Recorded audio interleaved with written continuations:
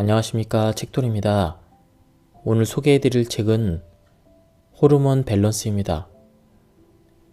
저자는 네고로 히데유키, 출판사는 스토리 3.0입니다. 왜 갑자기 늙는 걸까? 왜 의욕이 사라질까? 왜 병에 걸리기 쉬운 걸까? 결론부터 말하자면 원인은 바로 호르몬이다. 우리의 온몸을 밤낮 없이 여행하고 있는 화학물질이다. 의학적으로 설명하면 몸의 한 기관에서 합성, 분비되어 체액 혈액을 타고 몸속을 순환하며 여러 기관에서 효과를 발휘하는 물질을 호르몬이라고 부른다. 그렇다면 먼저 성장 호르몬에 대해서 알아보겠습니다. 성장 호르몬은 이름 그대로 몸의 성장을 촉진하는 호르몬이다. 수면 중에 더 많이 분비되며 이 호르몬의 작용으로 뼈가 굵어지고 근육이 붙고 키가 자란다. 그래서 잠을 잘 자는 아이가 건강하게 자란다. 그렇다면 이미 성장이 끝난 성인은 성장 호르몬을 무시해도 좋을까? 정답은 노이다. 성장 호르몬은 성인에게도 중요하다. 우리 몸은 수면 중에 재생 공장으로 변한다. 예를 들어 피부 표피 가장 아래쪽에 있는 기저층에서 새로운 세포가 생산되면 이 새로운 세포와 교체되도록 오래된 세포를 피부 밖으로 밀어낸다. 이것이 각질층까지 올라와 각질의 형태로 떨어져 나간다. 이러한 피부 재생 주기는 약 4주이다. 피부 재생은 피부의 신진대사라고도 할 수 있는데 수면 중에 이 신진대사가 가장 활발하게 이루어진다. 그리고 수면 중에 신진대사를 돕는 것이 바로 성장 호르몬이다. 흔히 미인은 잠꾸러기라고 하는데 이는 최신 의학 연구를 통해서도 증명되었다. 뿐만 아니라 수면은 뼈도 튼튼하게 만든다. 사람의 뼈는 약 5년 주기로 재생되고 새로운 조직으로 바뀌는데 이런 골대사 역시 수면 중에 가장 활발히 이루어진다. 멜라토닌은 수면과 관계가 깊다. 멜라토닌은 프리라디칼을 제거하는 귀중한 호르몬이다. 프리라디칼은 몸이 제대로 작동하지 못하게 하는 존재이다.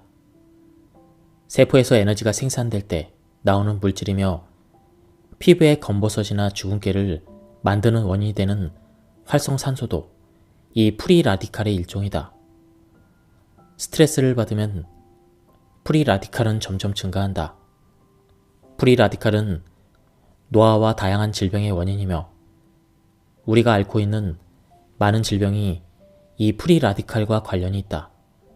암, 심근경색, 당뇨병, 고혈압, 뇌졸중, 심부전, 위궤양 등 다양한 질병에 관여하는데 그런 프리라디칼에도 천적이 있다. 바로 멜라토닌이다. 멜라토닌은 프리라디칼을 발견하는 즉시 달라붙어 무해하게 만든다. 그러므로 노화의 주 원인으로 악명 높은 프리라디칼을 퇴치하기 위해서는 충분한 수면이 필요하다. 덧붙여 멜라토닌은 정신을 안정시키는 작용을 한다. 식사와 운동에 신경을 써도 수면을 경시하면 성장 호르몬과 멜라토닌, 이 두 가지 안티에이징 호르몬의 활동이 저하되고 마음의 안정도 얻을 수 없다. 이에 대해서는 뒤에서 더 자세히 설명하겠다. 그리고 성장 호르몬과 멜라토닌은 중요한 호르몬인 만큼 앞으로도 자주 등장할 예정이다. 덧붙여 우리는 나이가 들어도 성장 호르몬과 인연을 끊을 수 없다.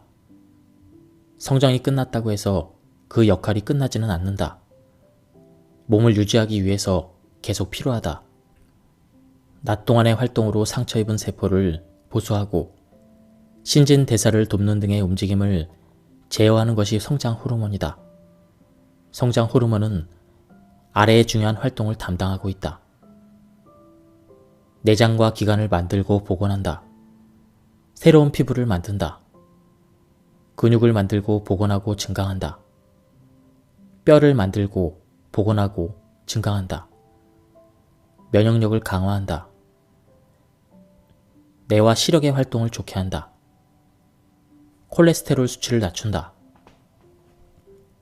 나이를 먹을수록 차츰 이유를 알 수 없는 컨디션 난조에 고민하는 사람이 늘고 있다. 이는 성장 호르몬의 분비량이 줄어들어서 상처 입은 세포를 충분히 복원하지 못하기 때문이다. 나이가 들수록 소변 때문에 중간에 깨는 경우가 많습니다. 이는 항인효 호르몬과 관계가 있습니다.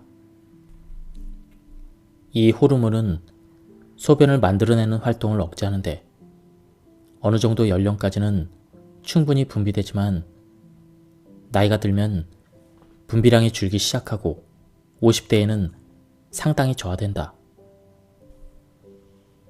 그 결과 이뇨작용을 억제할 수 없게 되어 자주 화장실에 가고 싶어지고 수면 자체도 얕아진다. 그렇다면 어린이와 달리 성장 호르몬이 감소하는 성인도 수면의 질을 높이면 성장 호르몬의 분비를 증가시킬 수 있을까?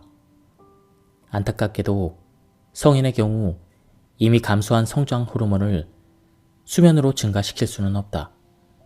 하지만 수면 이외에도 성장 호르몬의 분비를 증가시키는 방법은 있다. 적당한 공복감, 적당한 스트레스, 적당한 운동. 꼭 기억을 해야 될 적당 삼총사이다. 만복 상태가 되면 성장 호르몬은 분비되지 않지만 적당한 공복 상태는 성장 호르몬의 분비를 촉진한다. 보통 식사 후에 서너 시간 안에 소화가 이루어지므로 그 후가 공복 시간이 된다. 공복 시간이 너무 길면 오히려 스트레스를 받을 수 있으니 식사와 식사 사이에 5시간 정도 여유를 두는 것이 좋다. 공복을 유지하기 위해서 다음에 3가지를 반드시 지켜야 한다. 간식은 삼갈 것, 하루 3끼 규칙적으로 식사할 것, 배에서 꼬르륵 소리가 나게 할 것. 적당 삼총사 2번째에 해당하는 스트레스에는 여러 가지 종류가 있다. 마음으로부터의 불안, 분노, 위험을 느끼는 수준의 스트레스는 좋지 않지만 마음이 불편하지 않은 정도로 피로감을 느끼는 수준이라면 그 상태를 적당히 회복시키기 위해 성장 호르몬의 분비가 촉진된다. 스트레스로 인한 성장 호르몬의 촉진을 위해 일이나 취미 등 어떤 목표를 설정하고 열중해보자. 그리고 생활에 강약을 주는 것이 중요하다. 적당한 운동은 근육을 사용하게 되는데 이때 세포가 적당히 손상된다. 세포가 손상되면 스트레스를 받을 때와 마찬가지로 성장 호르몬의 분비가 촉진된다. 이때에는 효과를 높이기 위해 유산소 운동과 무산소 운동을 적절히 혼합하여 실시하는 것이 중요하다. 멜라토닌은 앞서 말한 프리라디칼의 제거에도 공헌한다. 인체의 산화는 다양한 병을 일으키는데 산화를 일으키는 것이 프리라디칼이다. 이 프리라디칼은 노화의 주요 원인이다. 그러므로 프리라디칼을 제거하는 멜라토닌을 만들어내면 노화를 막을 수가 있다. 멜라토닌을 만들기 위한 일광욕에는 규칙이 있다. 아침에 일어나 햇볕을 쬐는 것은 중요하지만 같은 빛이라고 해도 저녁부터 밤 사이에 인공적인 빛, 특히 스마트폰, 컴퓨터, 태블릿, PC 등에서 나오는 블루 라이트는 피해야 한다. 밤에 쬐는 빛은 반대로 멜라토닌 생산을 억제한다. 이에 따라 멜라토닌에 의한 심부 체온을 저하하는 작용과 수면 촉진 작용이 저하가 되어 체내 시계가 거꾸로 돌아간다. 그러면 다른 호르몬의 분비에도 영향을 미쳐서 호르몬 연계의 플레이가 무너진다. 잠들기 어려워지고 수면의 질이 낮아지며 나쁜 생활 습관으로 인한 고혈압, 당뇨, 비만 같은 생활 습관병이 생긴다. 아침 햇볕은 행복 호르몬을 증가시킨다. 사실 세로토닌은 앞서 등장한 멜라토닌과도 중요한 관계가 있다.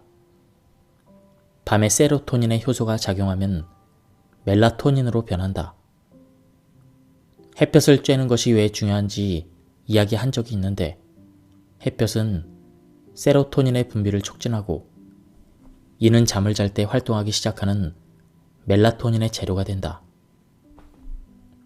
일반적으로 사람은 낮에 활동하고 밤에 잔다. 깨어있는 시간대에는 세로토닌이,